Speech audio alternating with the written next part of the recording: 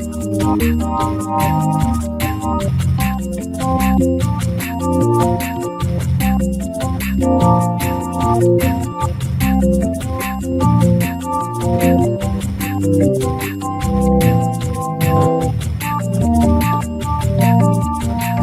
what's happening? Welcome to the workshop. I'm your host, Chuck. Today, what I thought might be kind of fun to do, I made a little video on these speakers earlier. I've got two cabinets with tens and horns in them, and then I got this sub cabinet. The sub cabinet I don't really want, but it's got an amp in it, and I want the amp out of it. So I'm going to pull the amp out, see what it looks like. I would like to be able to put it in its own case, so we'll have to see what it looks like when we get it out, see if it's something I can mount in its own case. Hopefully it's not in a million pieces in there. Sometimes they'll keep them all together on one board, so hopefully that's how that is. These things actually are kind of cool because they're cut away, so they sit like monitors. So I'm going to keep these just as they are, put them on the corners of my stage for monitors. One thing you want to keep in mind for monitors, here it doesn't matter because I don't have any microphones on my stage. If people want to sing, they'll be standing out front. But front speakers and monitor speakers are made differently. Monitor speakers, if you notice, usually have a small voice coil, and they're made so that the sound doesn't go real far, so that it doesn't interfere with your microphones as much. Front speakers have big voice coils. You can see these. You probably can't see them, but they're pretty big voice coils. They're made to carry across the room, so they'll hit your microphones really hard. So there is a difference between a monitor speaker and a front speaker. For this, they'll just look cool on my stage. I don't even need monitors up there anyways because my speakers are behind me. But I thought they'd look cool and give me a little bit of sound coming from the front, so I'll be surrounded by sound. So I'm just going to keep these as they are. This thing, like I said, it's too big. It's too freaking heavy. Weighs like 200 pounds. And I don't really need more bass. But like I said, I wanted the amp. So let's pull the amp out. We'll see what we got. We'll see if it's something we can use. I'm sure it is. I did try it out. It works. The volume control is real scratchy, so I'm going to have to clean that. But it did work. It's a 500 watts to the sub cabinet, and then it's got two 250 watt full range amps that power these. So if everything works out, I'm thinking I can run the sub out on this straight to my subs, be 500 watts to my subs. Right now I'm running 400 watt Ampeg amp to the sub, so it'd be a little more power. And then the two full ranges, maybe I'd run in my mid bass, and then put an EQ just on this amp for the mid bass and the subs, and just have a bass system built into one amp. So let's get the amp out of here. We'll take a look, see what we got for an amp. Hopefully it's something I can easily put together and won't be too crazy. So let's pull this out of here, see what it looks like. Get these screws out of here.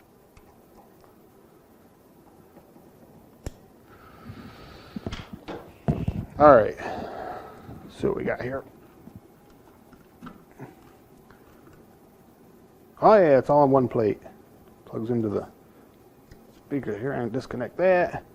Speakers, can't see it on the video, but it's isolated, so I could actually cut this thing off right here if I wanted to keep it as a bass cabinet, make it a little smaller and lighter.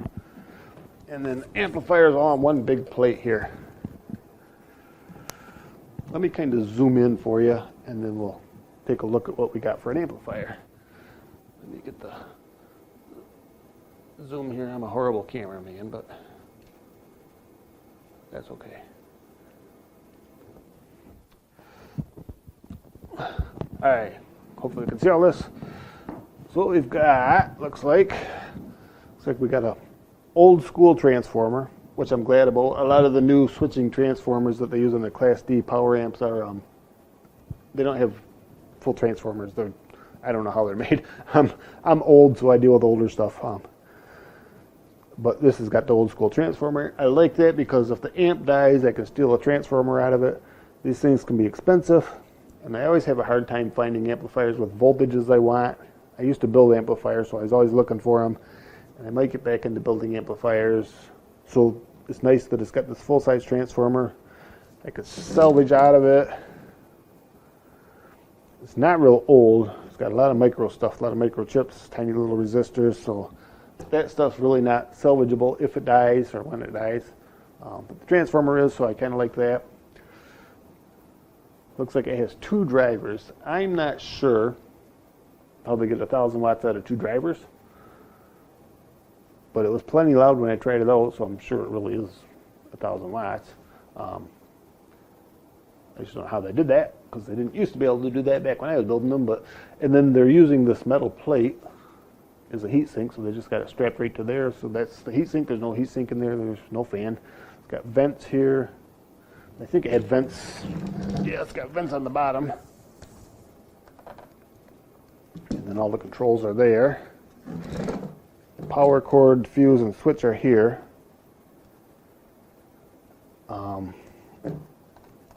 So I guess maybe what I'm going to do, it's all on one big plate. Maybe I'll build it like this so it sits flat. I'll make this the front, build a cabinet around it. The cables going in through it and the speaker cables coming out will be in the front of it, which isn't ideal, but at least I don't have to rebuild everything. And then the volume controls will be in the front. It's either that or turn it around backwards, and then all the volume controls are in the back, which I don't really want to do. Although it's probably a set it and forget it thing. The power amp, I could put them on the back, I guess, but I'll probably leave them on the front, just plug everything in the front. I'll probably put a fan in it just because I like to have fans and stuff. I probably won't be able to hook the fan to this transformer because I don't even know what voltage this is. I could test it, but I'll probably just, most of the fans, I've got 12 volt and I think I've got 5.5 volt fans. So I'll probably just get a little transformer, a little wall wart or something and put inside the cabinet for the fan. So the fan will just go on when the power goes on. I probably will have to move these to the back because the power cord going in, the on and off switch and the fuse are going to be on the bottom of the way I'm going to build it. So I'll probably have to pull these out of here and move them to the back. So the power cord's in the back, the switch will be on the back. I don't really want to try to put it on the front, this power switch, because this is metal, and when I cut it out, it's going to be hard to make it exact. If I make the back out of wood, it'll be easy to do. And it's got 1/4 inch ends, XLR ends, XLR outs for a through, so I could run it to another power amp if I wanted to. Looks like it has the RCA ends and then speak on outs. Has a volume control for the sub cabinet separate from the main volume and a ground lift. And like I said, I tested it out. I did make a video of when I got it. So you can watch that one on my channel too. So I know it works. Plenty loud. I think it'll work really good for that. I'm kind of glad that it's all on one big plate there. Like I said, I got this whole thing for $50. The sub, the amp, the speakers. I would have paid $50 for those speakers. Those are cool. Make perfect little monitors. A little beat up, but they were good. They'll look good up there. And this is kind of something I really wanted. What I kind of want to do is I go forward. I'm building, I think I've talked about it in a few videos, a whole stage and a whole setup back there for my studio. But I want to build my sound system into a true 4-way system. So let me zoom this camera out because it's too hard to stay in the frame. I need a cameraman or something, huh? Someone to film this for me while I'm watching. See how bad I am at this. So what I want to kind of do is turn my sound system into a true 4-way system. Right now it's sort of a 4-way system, but it's kind of rigged together. It works really good, but I would need power amps for the subs, for the mid bass, for the mids, and for the highs. All their own amplifiers, all their own EQs, and crossovers for everything. So I'm thinking with this one, since the crossover is built in, I can put an EQ to this amp, run the subs and the mid bass off this amp because there's 3 amps in here. It's a little interesting to me that they've got 2 drivers, which would be 1 output. So I don't understand their configuration. Like I said, I'm a little old school. I used to build amplifiers, but we're talking 25 years ago. So they've changed things so much since then. And they were starting to change while I was building it, but I like the old Kind of like people like to work on old classic cars. That's me for amplifiers. This is all the new digital stuff that you can't really work on because it's too tiny. It's built by robots. But this will work good. So hit subscribe down there. I'll be building my studio out as I go. Just keep on building more and more things on it. I don't want to film me cleaning the tone pots and cutting boards to build the cabinet on this, but I'll get this finished up. It'll be in my studio. Well, maybe on one of my videos I'll just have it installed and we'll talk about it as it's installed and show you in the system. But this is kind of what I wanted to do. I did need an amp. I'll scrap the cabinet out for something.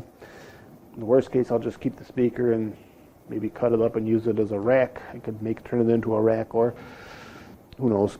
But got these and an amplifier for 50 bucks. Can't beat that. Got it at a garage sale. So even if you're at a garage sale, you see some PA equipment and you don't know if you need it, it's a good enough deal, just grab it anyways. Who knows what you're going to need. Like I said, I don't need the bass cabinet, but I do want the amplifier, so just having this stuff sitting around comes in handy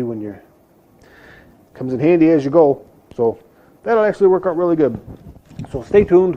We'll get this put into a cabinet and see exactly what we can do with it as we go. Okay, hit subscribe. We'll see you next time on the workshop.